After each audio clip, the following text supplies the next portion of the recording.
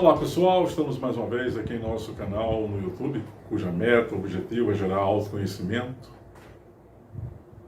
é produzir livres pensadores, ou pelo menos estimular cada um de vocês a pensar de modo próprio e independente.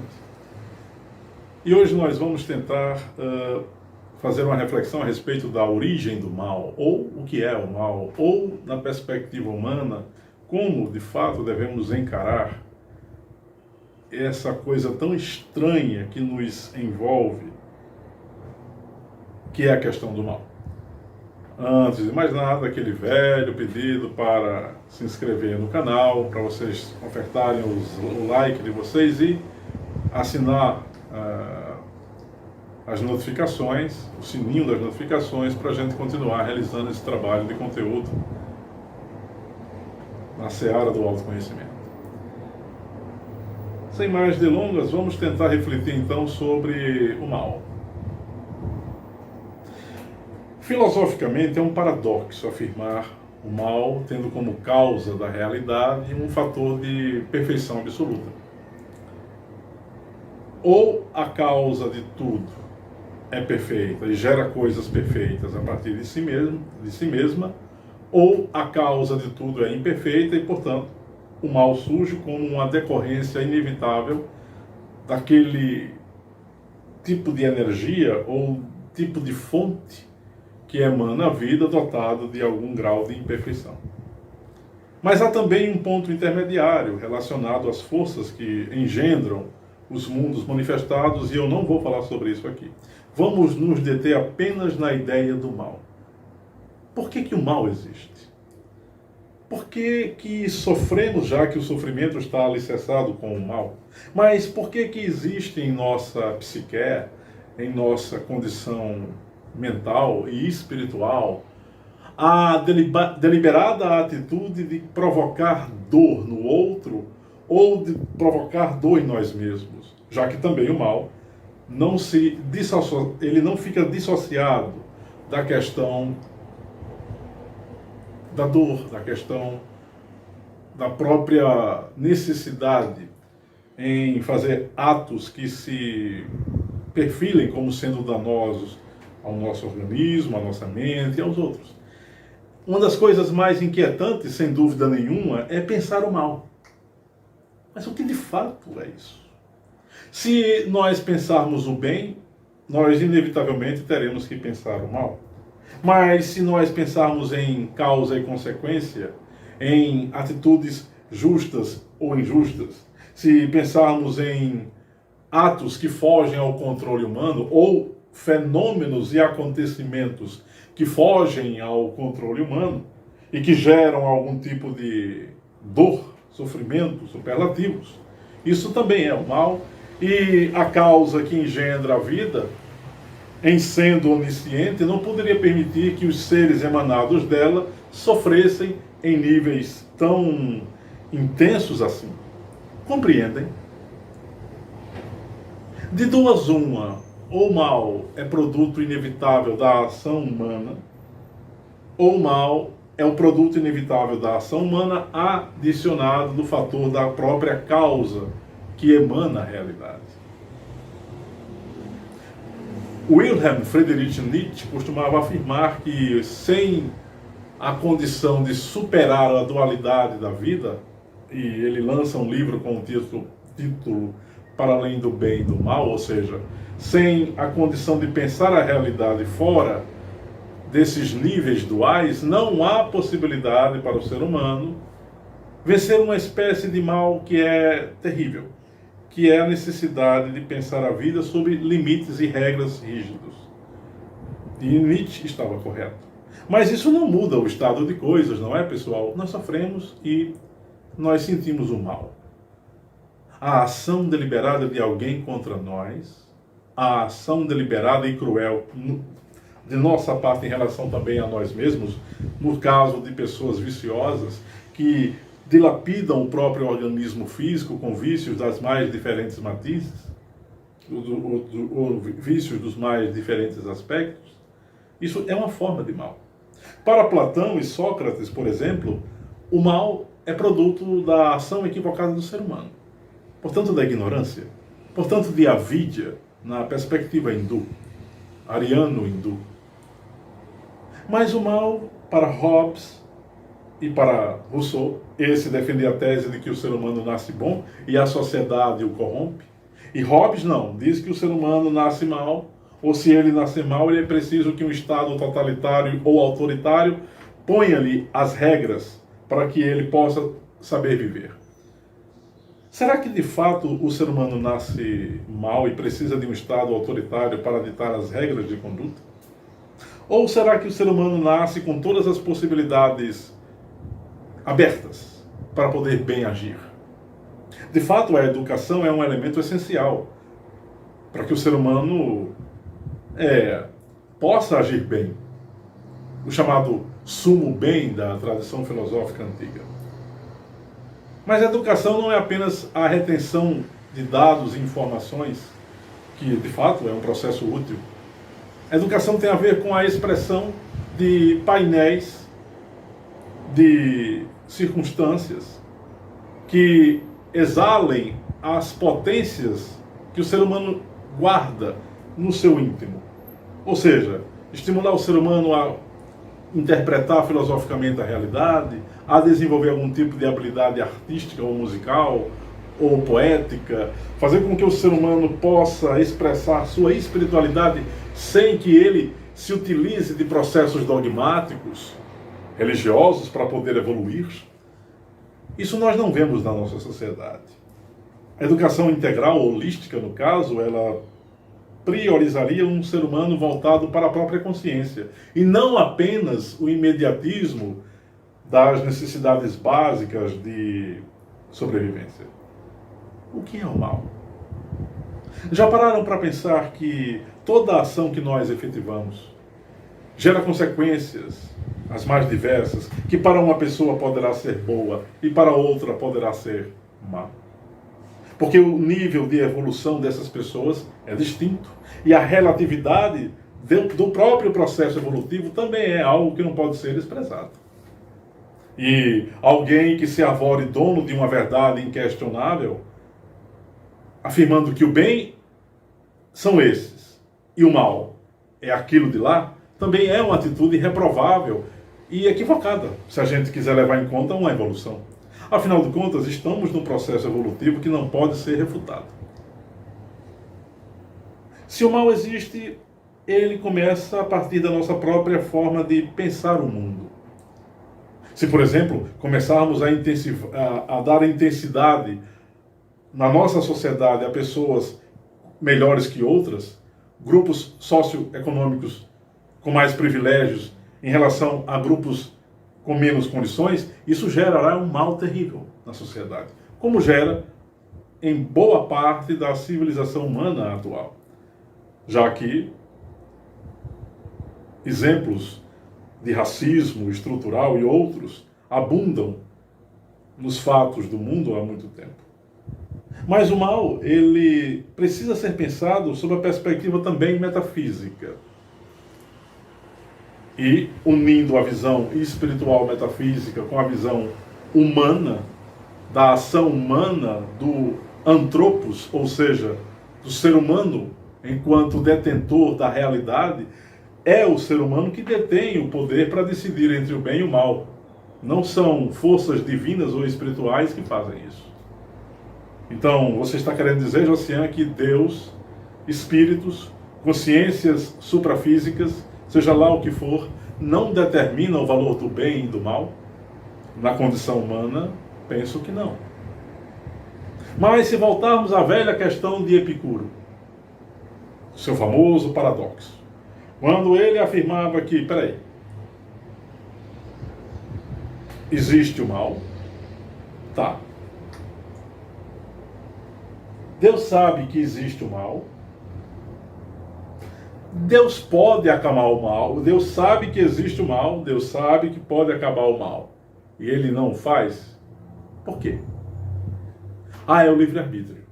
Então o livre-arbítrio é o elemento impeditivo para que um ser onisciente não interfira na ação humana. E parece que de fato é assim. Será que é assim? Mas Se o mal é produto da ignorância, como Platão pensava, e o Livro dos Espíritos também fala sobre isso, na filosofia kardeciana do século XIX, por que ele estaria já na própria estrutura da realidade? Se a estrutura da realidade, a causa que a caracteriza de forma mais imediata como sendo os entes criadores, não são constituídos por valores de bem e de mal, e o mal surge na condição humana, só temos uma possibilidade.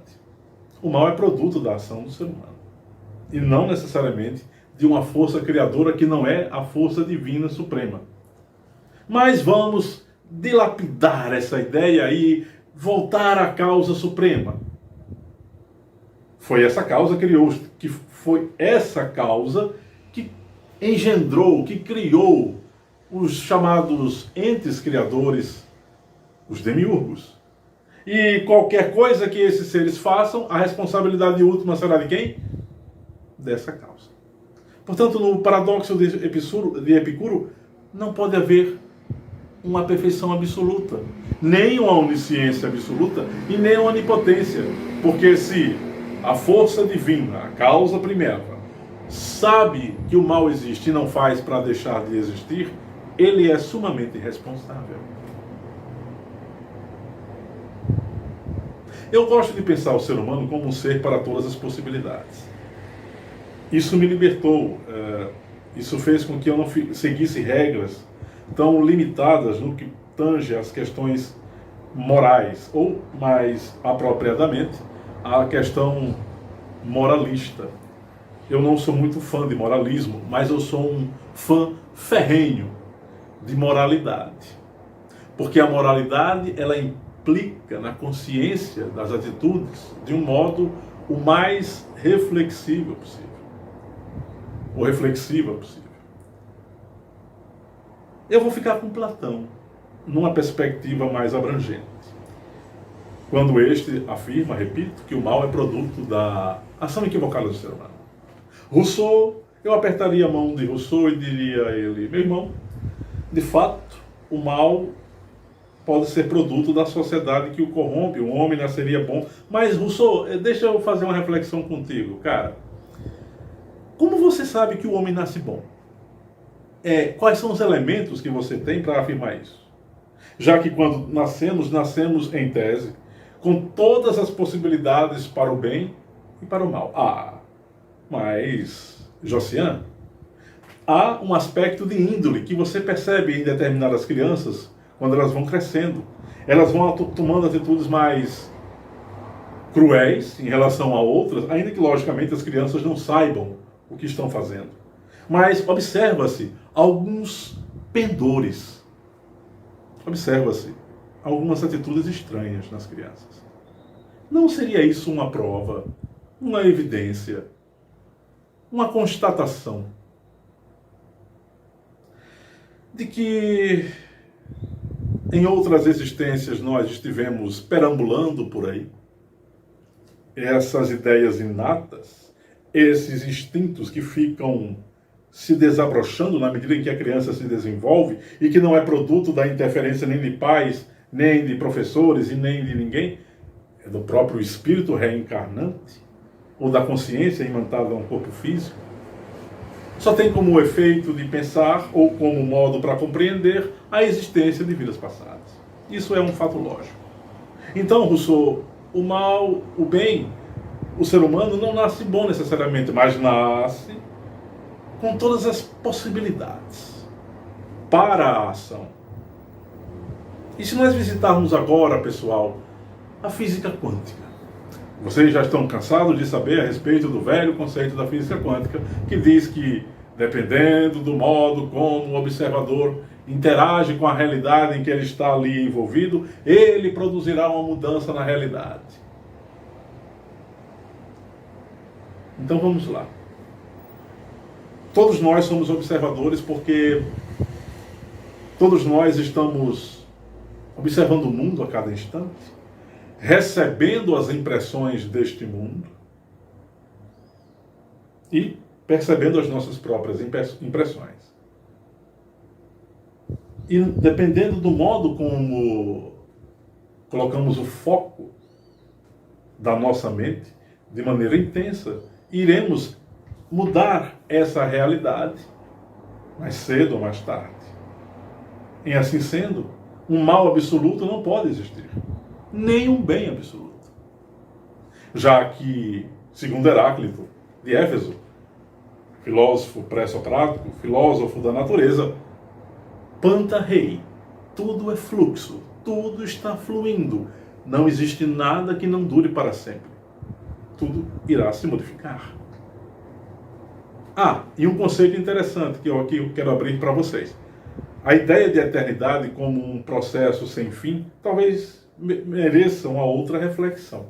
E se nós pensarmos a eternidade como grandes extensões temporais que voltam a um ponto e reiniciam de uma outra forma? Sim, ao invés de uma eternidade, por que não falarmos em eternidades? Mas isso é um assunto para uma outra live possível, até mesmo para um outro vídeo. Guardem essa informação. Assim sendo, o mal é produto da ignorância humana. Thomas Hobbes diria que não. O ser humano já nasce mal. Ele precisa de um Estado autoritário, uma mão forte que o guie, porque se não for assim, ele extravasará todo o mal que está dentro da sua psique. Hobbes e Rousseau precisariam ter uma conversa. Acho que já tiveram no mundo espiritual. E aqui não estou brincando. Talvez tiveram que renunciar às suas perspectivas e admitir uma nova perspectiva. A de que cancelar a necessidade de um bem absoluto, assim como de um mal absoluto, talvez seja a atitude mais inteligente, prudente e necessária para o devir evolutivo, a própria evolução. Vocês entendem como é importante refletir sobre temas como esses? Na medida em que eu falo, as ideias vão chovendo no meu psiquismo e nós vamos percebendo que as coisas podem modificar. E é esse o grande drama da existência, onde todos estamos aqui amarrados, entre aspas. Nada permanece estático, fixo. Há uma necessidade, parece que, de mudança perene. Qual a origem do mal? A evolução. Mas se a evolução é a causa motriz para que exista o mal, evoluir não é algo tão evolutivo.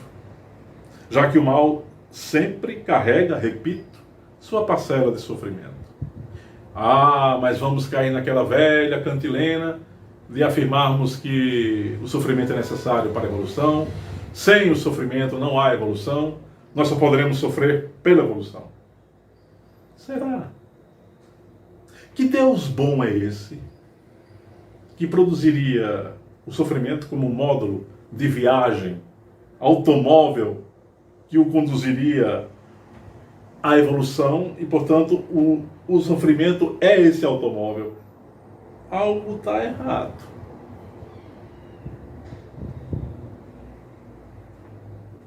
Eu não quero falar aqui da questão que envolve exatamente Javé, não seria filosoficamente adequado, ainda que seja recomendável. Mas eu quero tentar fazer com que vocês pensem fora da caixinha que envolve o problema de Javé. E tentem raciocinar em outras realidades sem o problema ocorrido aqui. Existindo livre-arbítrio como aqui existe, o mal nesses outros universos existe. O livre-arbítrio produz, portanto, o maior dos paradoxos.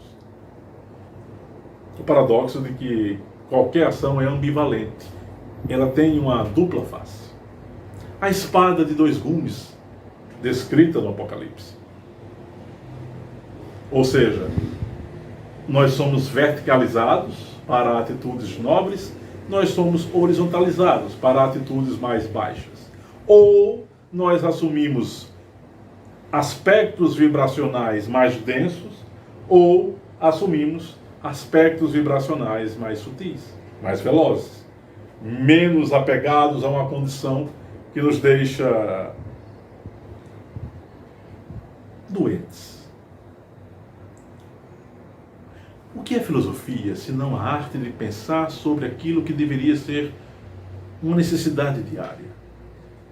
Todos nós deveríamos pensar filosoficamente sobre a origem do mal todos os dias. Porque ele está aí batendo a nossa porta a cada instante. É uma atitude mental em relação a alguém? É aquela necessidade de levar vantagem sobre outras pessoas?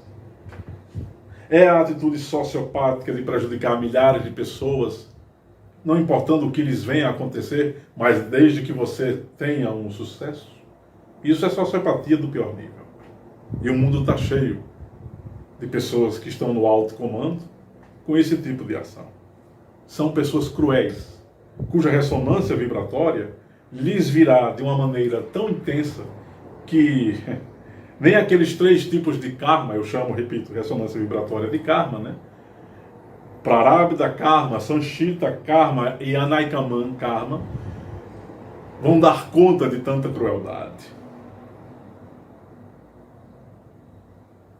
Há um karma que seria produto de várias vidas passadas que estão ressoando na vida atual, há o karma produzido na vida atual que vai repercutir no futuro, e há o parcelamento do karma integral que nós vamos debitando a cada existência. São os 3 tipos de karma. 3 tipos de ressonância vibratória, e por esse sentido nós poderíamos afirmar numa justiça divina. O karma então é a prova da justiça de Deus. E se nós disséssemos que o karma é produto apenas e tão simplesmente do modo como produzimos a energia e a ela retornamos? Só. Sem justiça. Vocês aceitariam isso? Vamos pensar filosoficamente, sem aquilo que já está posto pelo estudo de doutrinas filosóficas espiritualizadas. O fato é que o mal é produto, sim, da ação humana, é produto, sim, da ação de forças que superam a condição humana, as duas coisas se casam, e que o sofrimento, como decorrência inevitável da atitude do mal, nos faz acordar para algo que nos choca. Estamos todos envolvidos nesse processo. Não há nenhum ser dentro da condição universal que não sofra a interferência do mal. O bem é tudo aquilo que edifica. O mal é tudo aquilo que nos deixa separados e fragmentados. Já ouvi essa frase, ela é belíssima e talvez corresponda à verdade. Se nos irmanarmos numa corrente vibratória de amor consciente em relação a tudo que existe, provavelmente o mal deixará de existir nos painéis que existem. Se nos dividirmos cada vez mais, buscarmos o conflito como linguagem de atuação na civilização, inevitavelmente o mal vai permanecer. Eu me refiro aqui, obviamente, à questão ético-moral. Não nos esqueçamos de um aspecto. O universo ele é assimétrico, fractal e holográfico. O que é isso, José? Um universo fractal é um universo onde as coisas possuem uma quebra, um acidente. Há uma falha inerente à própria realidade. Querem um exemplo? Por que nós sofremos de Alzheimer? De câncer? Porque quando atingimos uma certa idade, o processo de envelhecimento se acentua de modo mais superlativo. É o karma? Não. É algo que fugiu aos parâmetros da perfeição. Estamos num universo, portanto, fractal holográfico. Holográfico, cada parte do universo possui o todo na sua própria constituição. E cada parte se replica em outras partes. Ele holograma uma parte e nessa parte o todo está ali reservado. Portanto, o universo ele é assimétrico, holográfico e fractal. mas ele também é possibilístico e evolutivo. Eu acho que talvez vocês venham a concordar comigo que o universo é um grande paradoxo. Aliás, eu sou apaixonado por esse tipo de conceito. Eu estou aqui brincando, mas de fato é um grande paradoxo. No universo você tem a possibilidade para ser o que você quiser. Quando alguém ou alguma força ou grupo de pessoas ou ideologias ou doutrinas dizem para o que você fazer, desconfie. Busquem a si mesmos no questionamento filosófico sobre os parâmetros da realidade. O mal é produto da ação humana, mas é produto da ignorância que essa ação humana produz e engendra. Mas também é uma força inevitável de parâmetros equivocados na estrutura da realidade universal. E é possível uma realidade com perfeição absoluta? Talvez isso seja tema para uma outra reflexão de nossa parte. Eu gosto de pensar na ideia de aperfeiçoamento progressivo. E voltando à perspectiva de Epicuro sobre o fato de Deus não ser onisciente de modo absoluto, eu apertaria a mão de Epicuro e lhe diria: cara, eu acho que você acertou. A própria condição deífica busca informação, o que implica dizer que há uma parcela de ignorância na deidade. Isso é um sacrilégio, Josian, não se diz isso. Filosoficamente, nós temos que nos abrir. E eu não estou afirmando verdades. Mas, efetivamente, o fato da deidade ser progressivamente onisciente não lhe diminui o poder ou a majestade, se vocês quiserem que eu fale de uma maneira mais suave.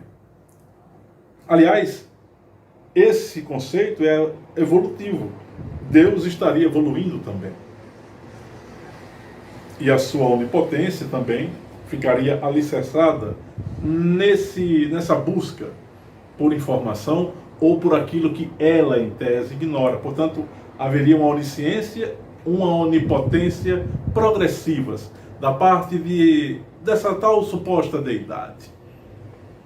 Repito, não estou falando dos demiurgos e nem do demiurgo Javé. Mas o que é o mal? O mal é o excesso, mas também a falta, a ausência. O mal é o limite onde o ilimitado deveria atuar, como na imaginação. E é o poder que nos faz, a condição que nos faz temer e buscar desesperadamente saúde, prazer e vida. Então, o mal nos estimula ao bem? Parece que sim. Reflita. Pense. Não se limite ao que esse filósofo pretenso tenta estabelecer com as suas lives e vídeos como verdade inquestionável. Ao longo de 20, 30 anos, aprendi sobre os ombros de gigantes que nós precisamos deixar de lado qualquer pretensão de verdades inquestionáveis. E um tema como esse, a respeito do mal, exige reflexão diária, contínua, perene, portanto permanente. O que é o mal? Não deixem de pensar. Aqui apenas ofertei um leque de possibilidades para vocês movimentarem a consciência e pesquisarem a fundo tema tão necessário. Porque se nós refletirmos não intelectualmente, mas com a vivência diária, observando as nossas emoções e a nossa atitude mental, o modo como interagimos com os nossos irmãos, com a natureza que nos envolve, com o nosso próprio pensamento e com o nosso corpo, nós vamos descobrir coisas muito mais interessantes do que simples teorias a respeito do bem ou a respeito do mal. Compartilhem nosso canal, se inscrevam, assinem o sininho das notificações E em outro momento nós retornaremos. Um abraço fraterno a cada um.